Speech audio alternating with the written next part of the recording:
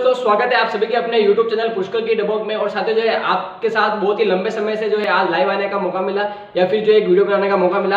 आज जो है मैं आपको द्विवर्षीय पशुपालन डिप्लोमा के अंदर पशुधन सहायक की जो भर्ती आने वाली है उसके लिए एक बहुत ही शानदार टॉपिक है कंकाल तंत्र, जो आपके वेटनरी एनाटॉमी के अंदर आता है।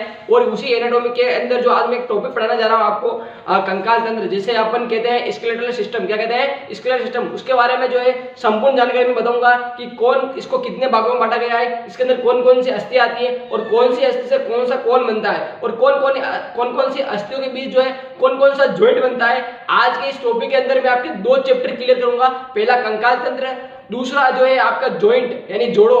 तो इन सारे के बारे में आज अपन अध्ययन करेंगे कि जो है किस बोन के अंदर कौन सा जो है जॉइंट पाया जाता है या जो है कितने भागों में बांटा गया है। तो कंकाल तंत्र के बारे में अपन संपूर्ण जानकारी के बारे में अध्ययन करेंगे। तो सभी जनों से निवेदन करता हूं कि एक बार इस चैनल के लिंक को सभी तक शेयर कर दें, उन सभी साथ तक, क्योंकि इस जो टॉपिक पढ़ाने जा रहा हूं इस टॉपिक के अंदर जो है कम से कम मैं आपको बता दूं कि ज्यादा नहीं तो 1 से 2 क्वेश्चन जो है आपके पशुधन सहायक भर्ती के अंदर आने की पूरी संभावना है। और जैसा मैं आपको बताऊंगा वैसा का वैसा आप अपने कॉपी के अंदर नोट करते चले जाए, क्योंकि आने वाले भर्ती के अंदर जो है इसमें से 1 से 2 क्वेश्चन छपने की पूरी संभावना है। आपका अपना YouTube चैनल पुष्कर की डबोक हमेशा आपके लिए सटीक और सही जानकारी लेके आएगा। तो आप सभी को देख पा रहे हो कि कंकाल तंत्र को साथियों जो है नॉर्मल अगर अपन बात करें तो कंकाल तंत्र को अपन 2 भागों में बांट सकते हैं। कितने भागों में बांट सकते हैं? 2 भागों में। पहला भाग आता है बाह्य कंकाल तंत्र। कौन सा आता है? बाह्य कंकाल तंत्र। कौन सा आता है साथियों? बाह्य कंकाल तंत्र। कौन सा आता है? बाह्य कंकाल तंत्र। दूसरा इसमें एक भाग आता है, वो आता है आंतरिक कंकाल तंत्र। कौन सा आता है? आंतरिक कंकाल तंत्र। ये मुख्य रूप से जो है कंकाल तंत्र के 2 भाग होते हैं। एक पहला आता है आंतरिक कंकाल तंत्र, दूसरा आता है बाह्य कंकाल तंत्र। तो आप सभी को इस तरह से डायग्राम बनाना है कि कंकाल तंत्र को मात्र 2 भागों में बांटा गया है, आंतरिक कंकाल तंत्र और बाह्य कंकाल तंत्र। अब अगर बात करें अपन अंत कंकाल तंत्र, किसमें बात करें? अंत कंकाल तंत्र को, तो अंत कंकाल तंत्र को वापस 2 भागों में बांटा गया है। यह जो है आंतरिक कंकाल तंत्र, इसको वापस 2 भागों में बांटा गया है। अगर बात करें अपन, पहला कंकाल तंत्र आएगा इसमें अक्षीय कंकाल तंत्र। कौन सा आता है? अक्षीय। और दूसरा आएगा उपांगीय। कौन सा आएगा? उपांगीय। यह कंकाल तंत्र जो है मात्र सबसे पहले कंकाल तंत्र, उसको बाह्य कंकाल तंत्र और आंतरिक कंकाल तंत्र 2 भागों में बांट दिया। दूसरा वापस आंतरिक कंकाल तंत्र को 2 भागों में बांटा, अक्षीय और उपांगीय। ये सभी को आपको एक बार याद होना चाहिए कि अक्षीय और उपांगीय को 2 भागों में अपन बांट दिया है। अब अगर बात करें अपन अक्षीय कंकाल तंत्र की, किसकी बात करेंगे? अक्षीय कंकाल तंत्र। इसको वापस कितने भागों में बांटा गया है, इसके अंदर कौन कौन सी हड्डियां आती है, इसके बारे में अपन बात करेंगे। तो इसमें जो है सर्वप्रथम अपन बात करें तो इसमें आएगा खोपड़ी। क्या आएगी? खोपड़ी। खोपड़ी को इंग्लिश में कहते हैं अपन स्कल। क्या कहते हैं? स्कल इसमें आएगा। स्कल के बाद अगर बात करें अपन तो इसमें बहुत ही एक शानदार, जैसे बता रहा हूं वैसे के वैसे आप पढ़ते चले जाना, जो है इसमें बहुत ही इंपॉर्टेंट है। दूसरा आता है इसमें कशेरुक दंड। क्या आता है? कशेरुक दंड। क्या आता है? कशेरुक दंड। कशेरुक दंड ये इसमें दूसरा आएगा। इसके बाद आएगा आपका पसलिया। पसलिया को आपको पता है कि इसको रिब्स कहते हैं इंग्लिश में, ये भी याद रखना है आपको। ठीक है। रिब्स के बाद इसमें आएगा स्टर्नम।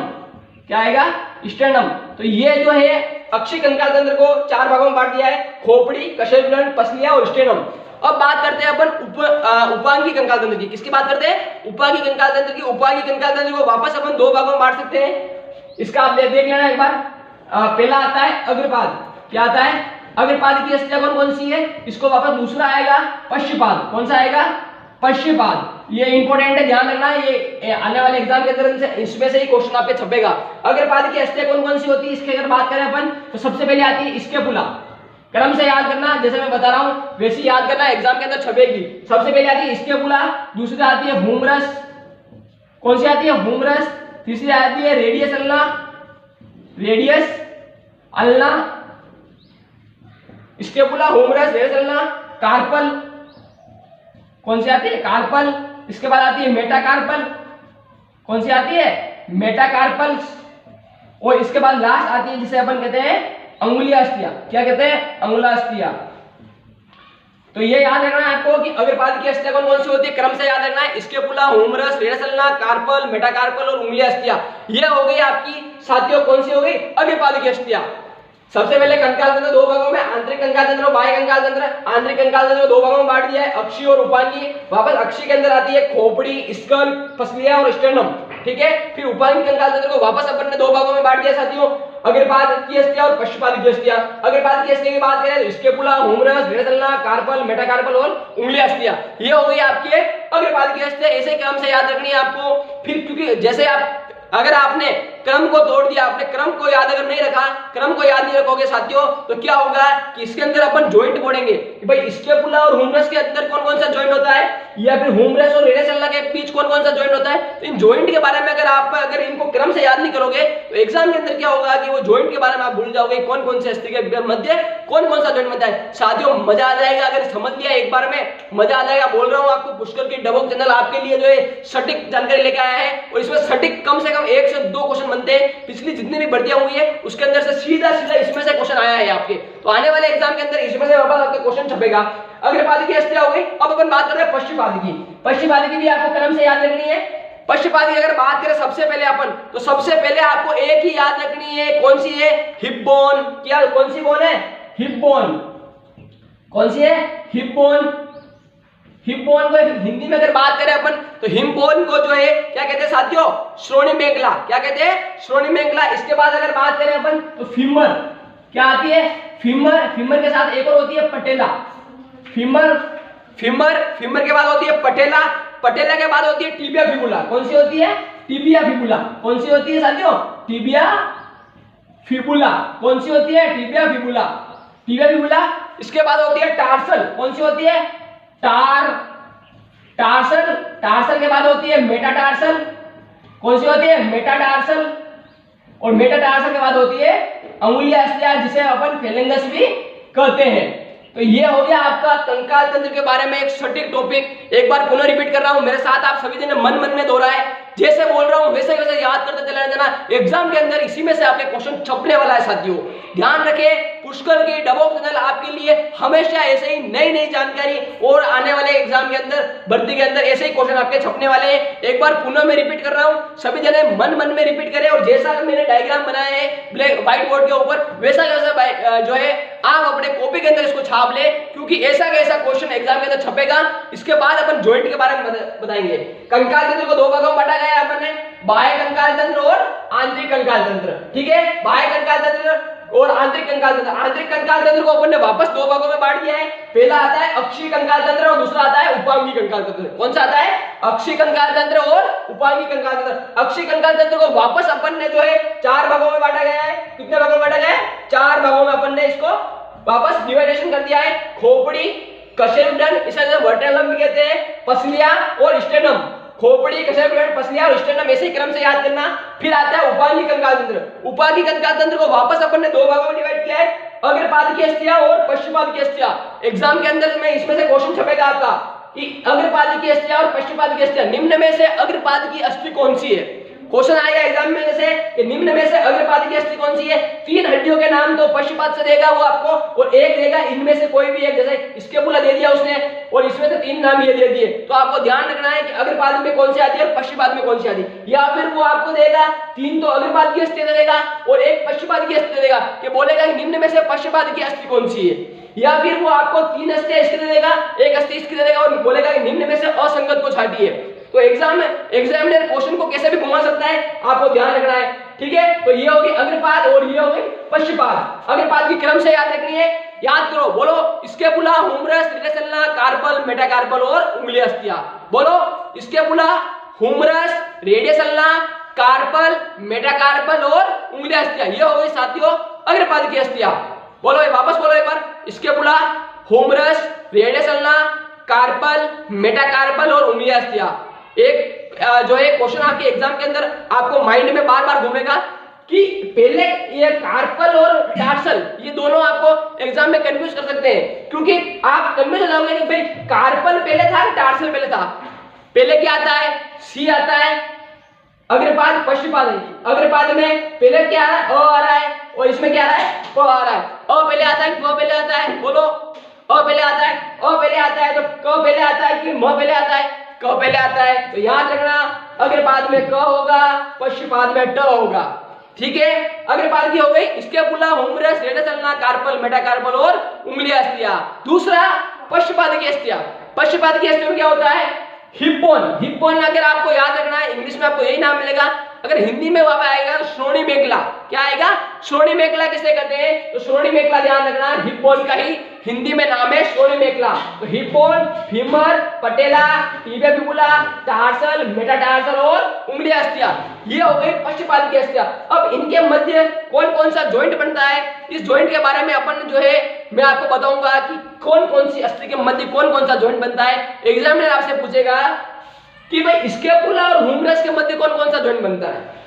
एग्जामिनर क्या पूछेगा साथियों आपको, स्कैपुला और ह्यूमरस के मध्य कौन सा जॉइंट बनता है। अब बात साथियों बहुत ही भयानक क्वेश्चन आने वाला है। एक बार अपन इसकी नॉर्मल अगर डिटेल बात करते हैं, इसमें से क्या क्या क्वेश्चन आपसे वो पूछ सकता है। सबसे पहले तो वो पूछेगा आपको पसलियों के बारे में, कि पसलियों के बारे में किसके अंदर कितनी पसलियां होती है, ये भी आपको याद रखना है कि भी साथियों कि किसके अंदर कितनी पसलियां होती है, ये आपको साथियों बिल्कुल एकदम अच्छे तरीके से याद रखना है। क्योंकि देखो साथियों मेरे पास ज्यादा कोई ऐसा समय नहीं है, एक बार मैं आपको बता दूं कि पसलियां के अंदर क्वेश्चन आएगा आपका कि पसलियां, सबसे पहले पसलियों की अगर बात करें अपन तो गोवंश किसमें आती है, गोवंश। गोवंश के अंदर कितनी पसलियां होती है, तो 13 जोड़ी। कितनी होती है? 13 जोड़ी गोवंश के अंदर पसलियां पाई जाती है। 13 तो जोड़ी होती है, और संख्या में बात करें तो 13 एकम 13, 13 दूनी 26, तो संख्या में कितनी होगी? 26 होगी।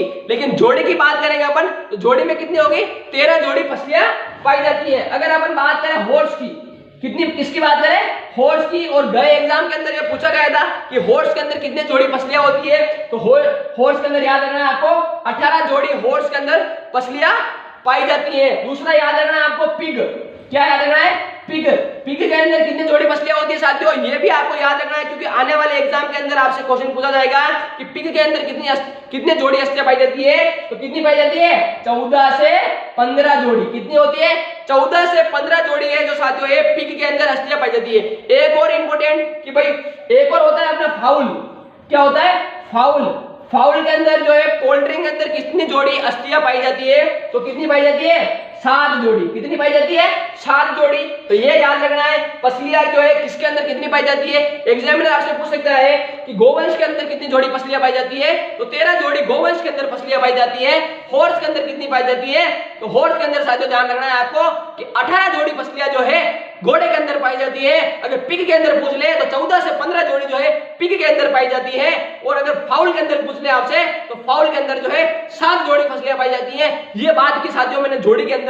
एग्जामिनर आपको ऐसे भी पूछ सकता है कि कितनी संख्या में पाई जाती है, तो संख्या में 2 से आपको मल्टीप्लाई कर देना है। अगर आपको जोड़ी में याद है तो मल्टीप्लाई कर देना है आपको 2 से, क्योंकि आने वाले एग्जाम के अंदर एग्जामिनर आपको कैसे भी घुमा ले, लेकिन आपका माइंड एकदम सटीक होना चाहिए, क्योंकि आने वाले एग्जाम के अंदर ऐसा ही क्वेश्चन एग्जामिनर आपसे पूछेगा।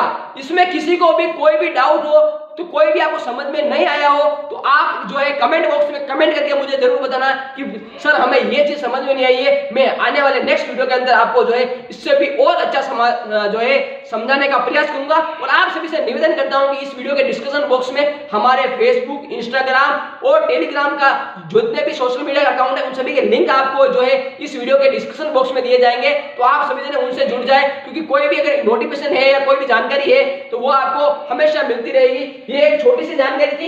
अब मैं आपको बताऊंगा कि अग्रपाद और पश्चपाद के अंदर से कैसा क्वेश्चन बन सकता है। पहला क्वेश्चन कैसे पूछेगा एग्जामिनर, वो तरीका मैंने आपसे बता दिया। दूसरा क्वेश्चन भी वो कैसे पूछेगा वो तरीका भी मैंने आपको बता दिया। तीसरा क्वेश्चन कैसे पूछेगा वो अपन बात करेंगे नेक्स्ट पार्ट के अंदर। कि नेक्स्ट पार्ट में अपन बात करेंगे कि जो है इन अस्थियां के मध्य, जो ये अस्थियां हैं, इन अस्थियों के मध्य कौन कौन सा जॉइंट पाया जाता है और कौन सा जॉइंट किसके मध्य होता है। और अग्रपाद से अगर क्वेश्चन पूछेगा तो कैसा क्वेश्चन पूछेगा, और पश्चपाद से पूछेगा तो नेक्स्ट क्वेश्चन वो उसका कैसा होगा एग्जामिनर का, उसके बारे में अपन बात करेंगे। अगर मेरे द्वारा पढ़ाया गया अगर आपको अच्छा लगा हो तो सभी साथियों से निवेदन करता हूं कि कमेंट बॉक्स में जो है आप सभी अपनी राय जरूर दें। अगर आपको अच्छा लगा हो तो इस वीडियो को लाइक करना, शेयर सभी के साथ शेयर करना, क्योंकि मेरे द्वारा पढ़ाया गया अगर आपको समझ में आया हो या फिर जो है इसमें अगर कोई भी कमी पेशी हो तो आप कमेंट बॉक्स में कमेंट करके जरूर बताना। साथियों मैं प्रयास करूंगा कि नेक्स्ट वीडियो के अंदर आपको बहुत ही अच्छा और समझाने का प्रयास करूं। नेक्स्ट पार्ट के अंदर अपन बात करेंगे अग्रपाद और पश्चपाद के मध्य कौन कौन से जॉइंट बनते हैं, और इसके अंदर जो है तीन तरह से क्वेश्चन बनते हैं। 2 तरह से मैंने आपको बता दिए, तीसरा तरीके से क्वेश्चन कैसा बनता है, और लास्ट अगर एग्जाम में और सबसे ज्यादा अगर हार्ड पूछेगा तो वो चौथा टाइप का क्वेश्चन होगा। तो 2 प्रकार के क्वेश्चन कैसे बनते हैं मैंने आपको बता दिए। तीसरा और चौथा प्रकार का क्वेश्चन कैसे बनता है वो जानने के लिए आपको हमारे नेक्स्ट वीडियो